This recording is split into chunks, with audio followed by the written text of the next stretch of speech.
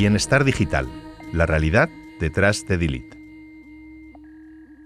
En la ficción de Delete, un neurólogo experto en memoria destaca que la inteligencia del ser humano está basada en el olvido. Una metáfora sobre el gran borrado de datos que guía la trama. ¿Es cierta esta afirmación? ¿Cómo podemos mejorar el cuidado del planeta y nuestra calidad de vida en el entorno digital? En Bienestar Digital, un proyecto de ING, hablamos con el psicólogo Rafa Guerrero para adentrarnos en el mundo de la memoria, la atención, los vínculos y los buenos hábitos. ¿Cómo estás, Rafa? ¿Qué tal, José? ¿Cómo estás? Un placer estar aquí. Bienvenido. Gracias por invitarme. Muchas gracias a ti por estar con nosotros. Qué maravilla. ¿Por qué olvidar es necesario para la salud mental, Rafa?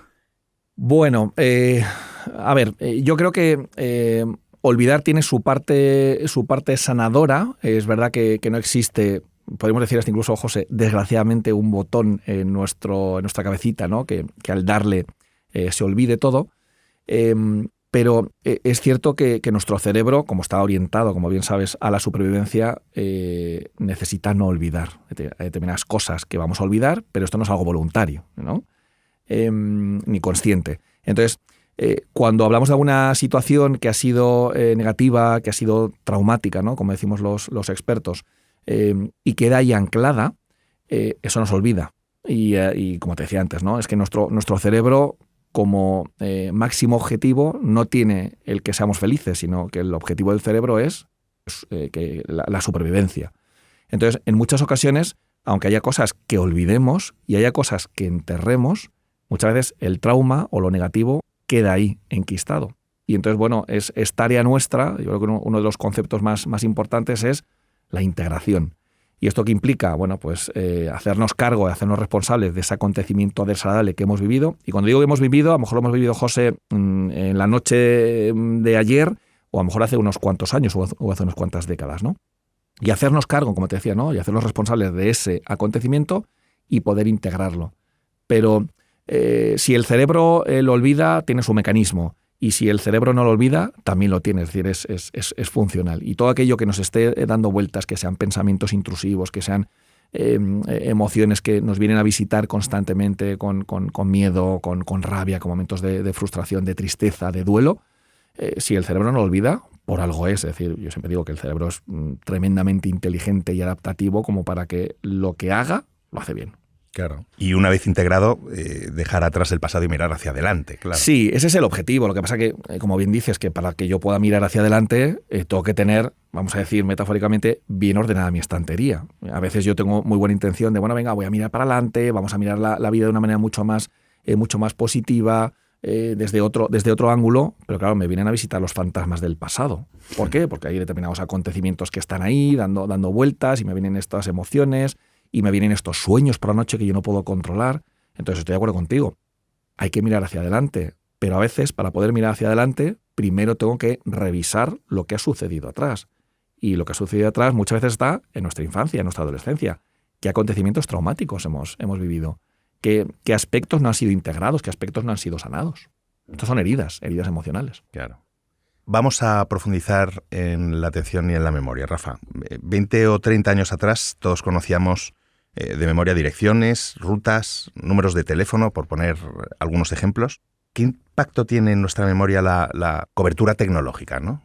Que tengamos dispositivos que cumplan ya esa función por nosotros? Claro, fíjate, hace unos cuantos años, pues las facilidades que tenemos hoy, José, no las teníamos, ¿no? Y esto hace que nos supiéramos calles de memoria, supiéramos teléfonos de memoria, es decir, teníamos un desarrollo, una potenciación de la memoria, bueno, pues mucho más grande de la que tenemos hoy en día. ¿Qué ocurre? Hoy en día, bueno, pues que la tecnología ha venido a visitarnos, además no va a estar aquí un tiempo, sino que ha venido para quedarse, y esto supone una facilitación. Esto implica que hoy en día tenemos GPS que nos llevan a una dirección, a un lugar nuevo donde tenemos que ir. Esto implica que en nuestro teléfono tenemos cientos de datos, de teléfonos, de direcciones, de 50.000 cosas ahí guardados. Y claro, esto va en contra de ese desarrollo cerebral y va en contra de esa estimulación del cerebro. ¿Por qué? Porque lo tengo almacenado en un dispositivo tecnológico. Entonces sí que es cierto que hoy en día nos encontramos con que si no somos conscientes de esta información y no hacemos un esfuerzo por potenciar la memoria, por potenciar el control de los impulsos, por potenciar la gestión emocional, y lo que hacemos es constantemente delegar, pues tenemos un problema. Entonces la tecnología está fenomenal porque guarda, en este caso, ¿no? En la pregunta que tú me haces, ¿no? Bueno, pues guarda mucha información y eso es fenomenal, es estupendo, es un verdadero lujo, pero tenemos que ser conscientes de que hay que hacer un esfuerzo por, hoy tengo que ir a tal dirección, y tengo que hacer tal cosa, venga, vamos a potenciar un poquito la memoria, vamos a potenciar la concentración, vamos a trabajar la planificación, que no siempre venga dada de fuera. Entonces, bueno, pues como todo en esta vida tiene su cara A y su cara B. ¿Y cuál es la diferencia entre la atención y la concentración?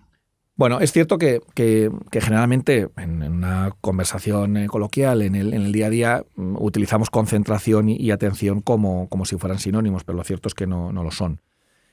Cuando hablamos de atención, José, nos estamos refiriendo a un aspecto que es automático, involuntario e inconsciente. Es decir, tú y yo vamos por la calle dando un paseo y cuando decimos que algo nos ha llamado la atención es porque hay un estímulo, hay una circunstancia, hay algo que es sobresaliente.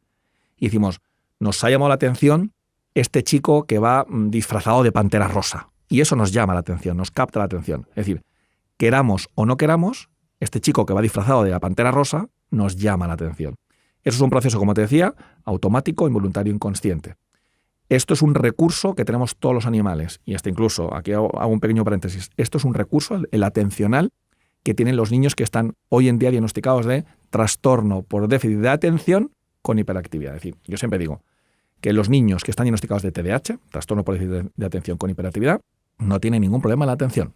Si acaso tendrán algún problema en la concentración, como vamos a ver ahora. Con lo cual, la atención es un proceso que se pone en marcha cuando algo que es sobresaliente, algo que llama nuestra atención, nunca mejor dicho, y algo que tiene que ver con mi supervivencia, me capta. Un ruido muy grande, un grito, es decir, eso es supervivencia pura y dura. Entonces capta nuestra atención, queramos o no queramos. Pero la concentración es todo lo contrario, José. Igual que la atención es involuntaria y es innata, es decir, un neonato tiene capacidad atencional, un neonato no tiene capacidad de concentración. Porque la concentración es voluntaria y es consciente. Y para eso alguien me tiene que enseñar a concentrarme. Igual que la atención tiene que ver con estímulos externos, la concentración tiene que ver con una motivación intrínseca, donde yo decido, consciente y voluntariamente, concentrarme en una tarea. Entonces, este es el verdadero reto que tenemos, vuelvo otra vez al ejemplo de antes, con nuestros niños en el sistema educativo, que aprendan a concentrarse, porque no hay que aprender a prestar atención, eso es algo innato. Entonces, la dificultad está en focalizar, la dificultad está en hacer un esfuerzo por ser consciente y de manera voluntaria, que tú decías, concentrarte en una tarea, y ahora viene él, independientemente de que no te guste. Y esto es lo que más nos cuesta, ¿no? Pero cuando algo nos llama la atención es fácil. Decimos, es que fulanito puede estar horas y horas jugando al fútbol, jugando a los videojuegos o viendo documentales sobre aspectos de la naturaleza, porque esa temática le llama la atención. Pero cuando es algo que no le motiva, ahí tengo que tirar de concentración, tengo que tirar de perseverancia, de esfuerzo, de sacrificio, de automotivación.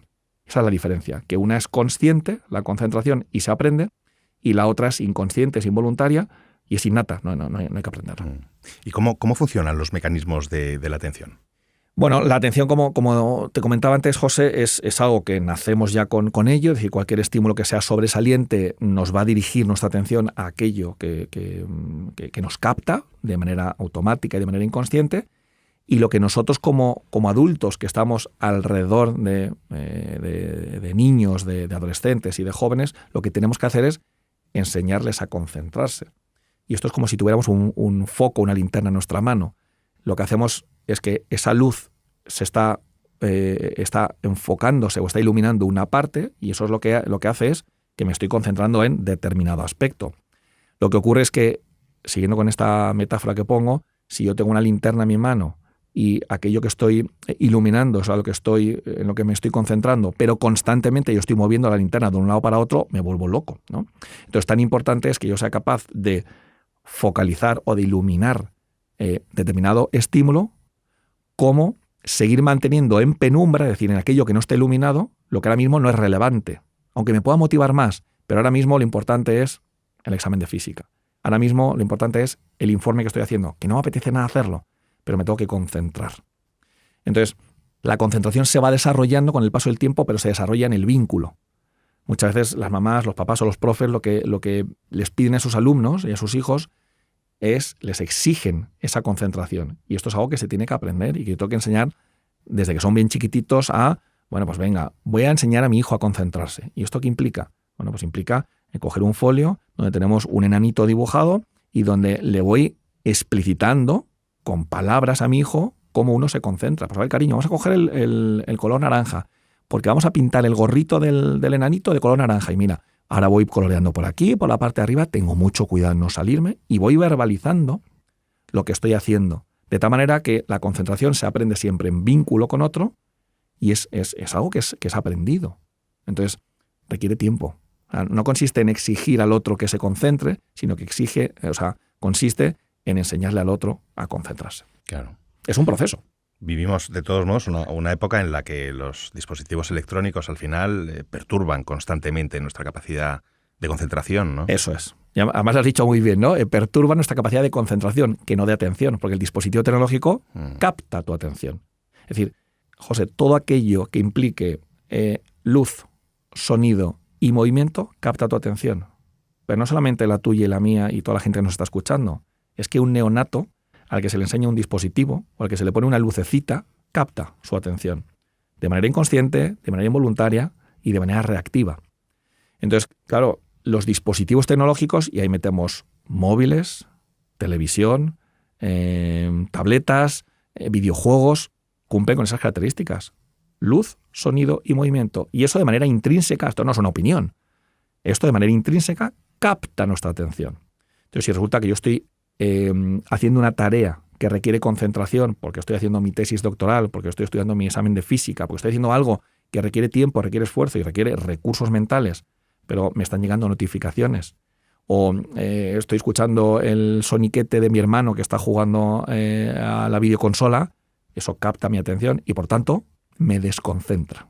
Entonces, ahí vemos la relación que existe entre concentración y atención. Claro. Al final, estas luces, sonidos a los que haces referencia forman parte de este nuevo mundo de la economía de la atención, ¿no? ¿Qué se esconde tras las notificaciones de las redes sociales? Bueno, una notificación lo que hace es que activa tu cerebro.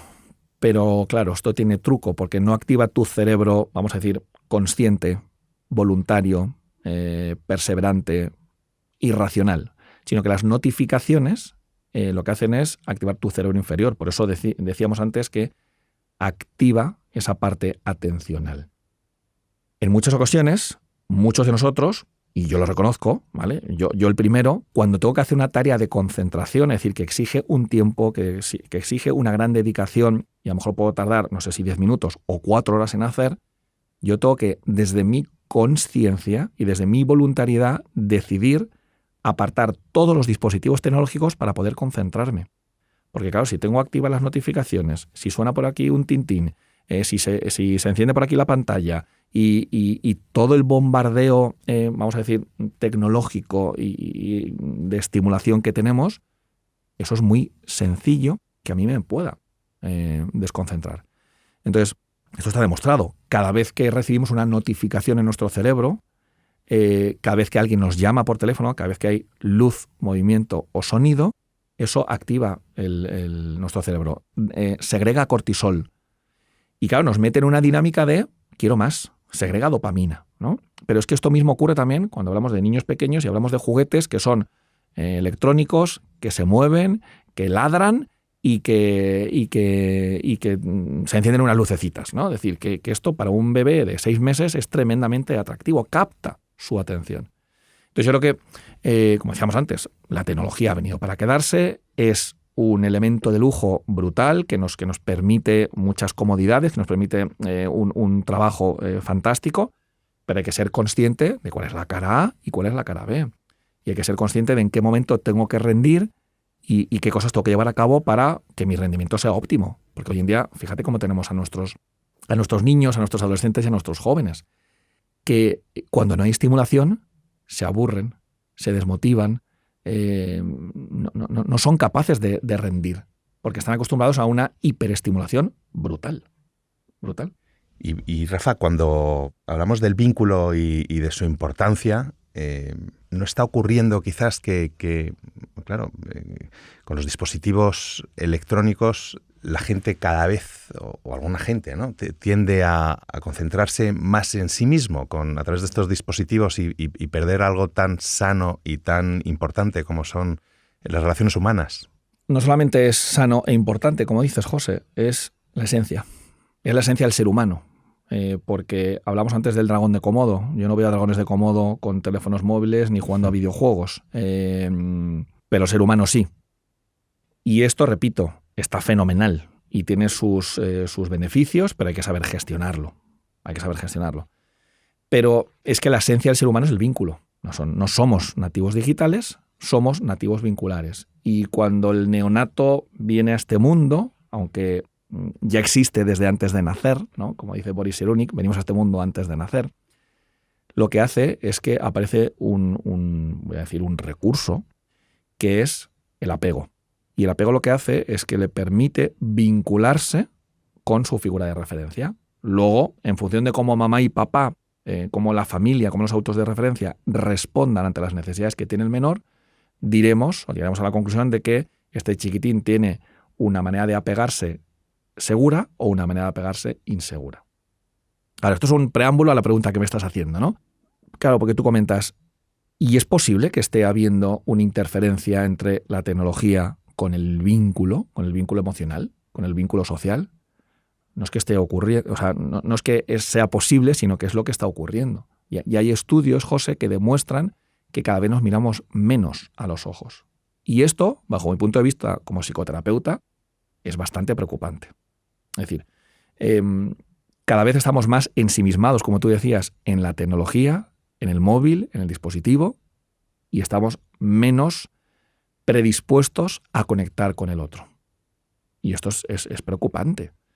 Por eso, repito, que la tecnología está muy bien, pero yo tengo que ser consciente de cuáles son los límites de la tecnología. ¿En qué momento puedo o tengo que consultar un teléfono móvil, un correo electrónico, una notificación, y en qué momento toca estar mirando a los ojos de mi padre, de mi compañera de trabajo, porque me está contando algo que para ella es importante, o me está contando un acontecimiento desagradable que ha tenido en su trabajo? Y eso es vínculo. Y es que esa es la esencia del ser humano, es el vínculo. Y lo estamos perdiendo. Claro, también el estrés, las exigencias, el ir corriendo a todas partes, eso lo único que hace es el ir rompiendo tejido de ese vínculo o de ese lazo que es invisible. Pero me parece que es fundamental que seamos conscientes de que la tecnología está rompiendo esa parte de vínculo. Yo recuerdo hace unos años, ¿no?, que una periodista me decía, pero Rafa, cada vez, me lo decía así como de una manera muy, muy positiva, ¿no?, pero cada vez estamos más conectados. Y yo le decía, sí, estamos cada vez más conectados tecnológicamente, pero no vincularmente. Y repito, que no es algo que a mí me gustaría o que esté bien, que nos vinculemos, que nos abracemos y que nos miremos a los ojos, sino que es la esencia del ser humano. Es decir, esto es como la gasolina de este coche, ¿no? Pero es que a mí no me gusta que este coche use gasolina. A mí me gustaría que fuera diésel. No es lo que a ti te gustaría, es que este coche funcione con gasolina, porque tendrás que dar gasolina. Si no, no funciona. Lo mismo pasa con el vínculo y el ser humano. Que el dragón de Komodo, no. La hormiga tampoco. Pero el ser humano y los mamíferos vivimos en manada y necesitamos del vínculo, necesitamos de la relación y necesitamos de la aprobación, de la integración del otro. Por eso es tan importante, por ejemplo, el sentido de pertenencia. Claro, es que aquí podríamos hablar de muchísimas cosas, ¿no? Porque el sentido de pertenencia es tan importante, porque la necesidad de ser visto es tan importante. Y cuando hablo de sentido de pertenencia y hablo de la necesidad de ser visto, me refiero a los otros, no me refiero a mí. Porque el adolescente tiene esa necesidad de pertenencia tan potente. ¿Por qué? Bueno, pues porque es una necesidad básica del ser humano, que alcanza su máximo momento en la etapa adolescente, y necesito que mis iguales me vean. Cuando hace unos años necesitaba que mis padres me vieran. Ahora pasamos de una relación vertical a una relación horizontal. Y esto es vínculo. Es decir, el vínculo es algo que nace en el periodo prenatal y acaba con la propia vida, cuando morimos. Estamos constantemente vinculándonos. Es curioso porque hay estudios que hablan de cómo los padres muchas veces entorpecen la relación con los hijos precisamente por esa vinculación excesiva, ¿no?, con los dispositivos. Claro. Están más atentos por cuestiones de trabajo muchas veces, claro, ¿no? Están más atentos. Y es una influencia que está ahí y que no podemos evitar, pero por eso, repito, José, que la clave de todo esto parte de la consciencia, de que yo sea consciente de que lo importante es el vínculo emocional y que posiblemente la tecnología, posiblemente la llamada y posiblemente las lentejas que estoy haciendo puedan esperar. Posiblemente. A lo mejor en este caso concreto no. Pero muchas veces anteponemos la tecnología o anteponemos otras circunstancias que son laborales o que son de otro tipo sobre lo más importante que tenemos en nuestras vidas, que son nuestros hijos.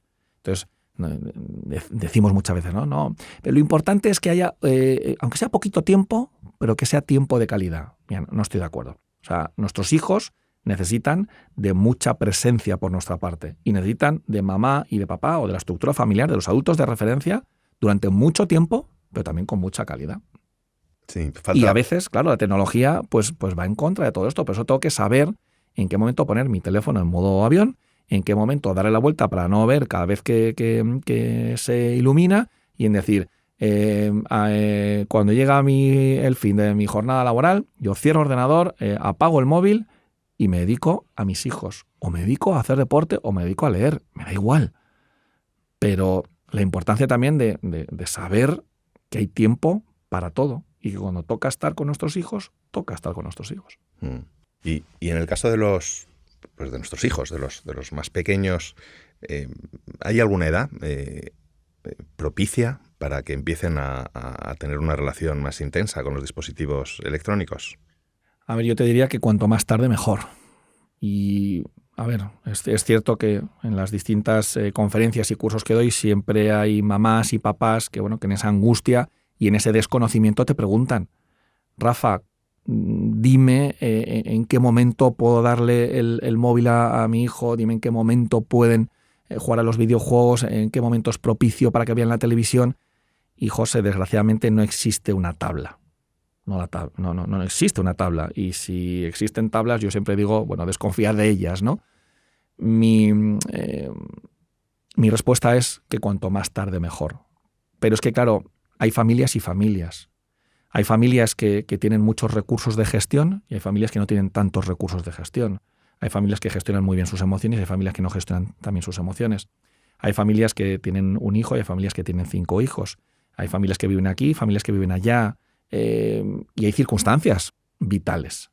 Y eso hace que en determinadas familias el dar antes el dispositivo esté justificado o porque es nuestra manera de pensar o por lo que sea, y a mí me parece bien. Es decir, que yo por eso nunca doy una edad porque, pues considero que cada uno tiene sus circunstancias, tiene sus expectativas y cada uno tiene sus miedos. Que muchas veces como, mira, Rafa, yo he aguantado hasta los 12 años, pero ahora que mi hijo ha empezado a salir, ahora que mi hija ha empezado a salir, es que lo paso fatal y entonces, mira, le he comprado un móvil para que por lo menos sepa dónde está y por si me angustio, que pues me parece un mecanismo de defensa fantástico y es un recurso que pones en marcha y como todo en esta vida, como toda decisión que tomamos, tiene su parte positiva y su parte negativa.